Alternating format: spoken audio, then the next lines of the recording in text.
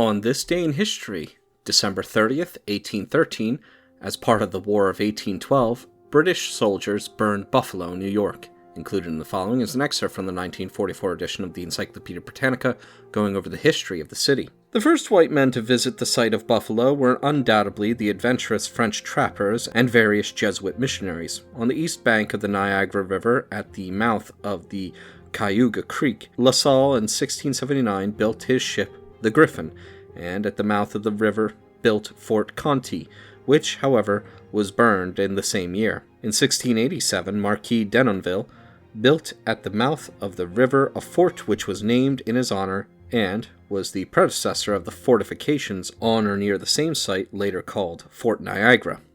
The neighborhood was the scene of military operations up to the close of the Revolutionary War. As early as 1763, the present site of the city of Buffalo came to be known as the Buffalo Creek region, either from the herds of buffalo or bison which, according to Indian tradition, had frequented the salt licks in the neighborhood, or more probably from an Indian chief. In 1784, Captain William Johnston, Ezekiel Lane, and Michael Medill became the first prominent white residents. The land was a part of the original Phelps-Gorham Purchase. In 1797, it came into possession of the Holland Land Company, being part of the tract known as the Holland Purchase. Joseph Ellicott, the agent of the company, who had been called the Father of Buffalo, laid out a town in 1803, calling it New Amsterdam, and by this time it was known on the company's books until about 1810. The name of Buffalo Creek, or Buffalo, however, proved more popular. The village became the county seat of Niagara County in 1808, and 2 years later, the town of Buffalo was erected.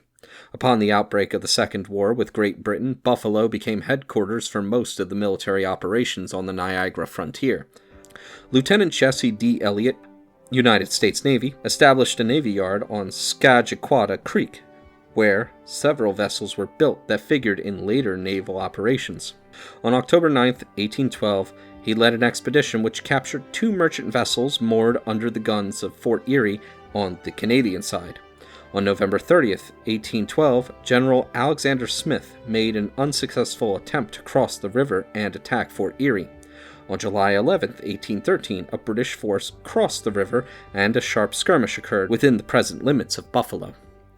On December 30th to 31st, 1813, and January 1st, 1814, British, Canadians, and Indians under General Sir Phineas Riall, 1769 to 1851, burned the greater part of Buffalo and Black Rock, with little resistance from the defending troops.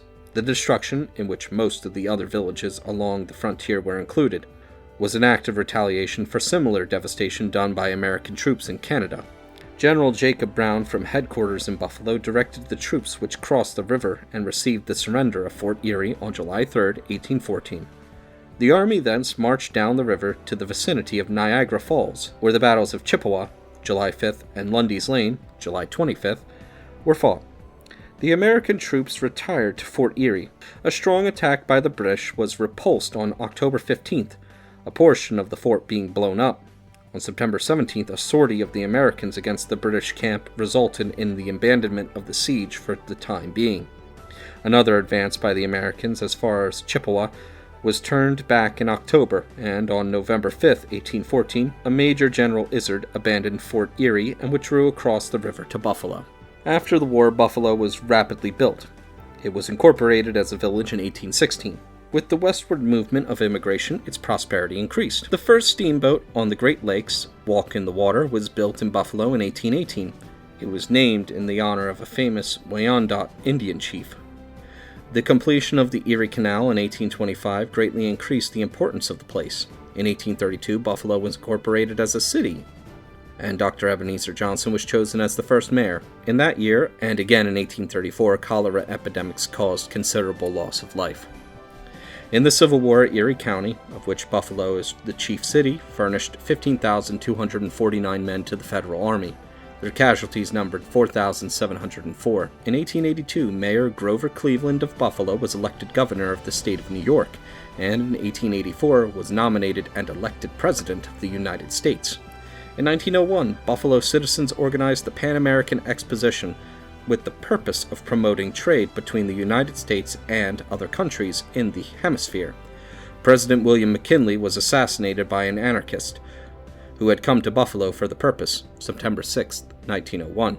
Vice President Theodore Roosevelt took the oath of office as president in Buffalo. Buffalo furnished over 10,000 volunteers and selected servicemen to the United States Army in the World War.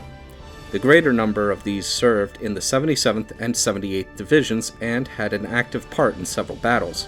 On August 7, 1927, an international vehicular bridge was opened to Fort Erie as a memorial to a century of Canadian-United States peace. In July 1932, the city celebrated its centennial with an exposition. Recent construction includes a new city hall and a federal building.